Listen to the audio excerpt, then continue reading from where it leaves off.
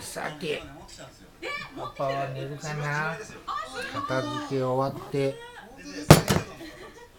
だしはみんなリリお母さんが飲んでくれますね。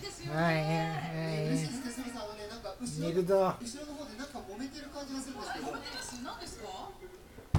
片付け終わってな。よし、わちわち。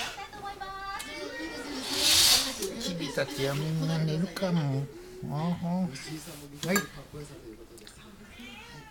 なんや。初出場、欅坂46でサイレントマジョリティ。なあ。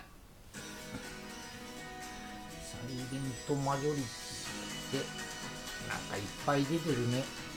なんだか全然わかんねえな。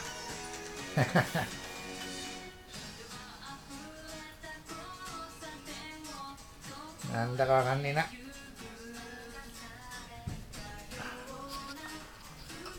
し、おやすみなさい。良いお年を。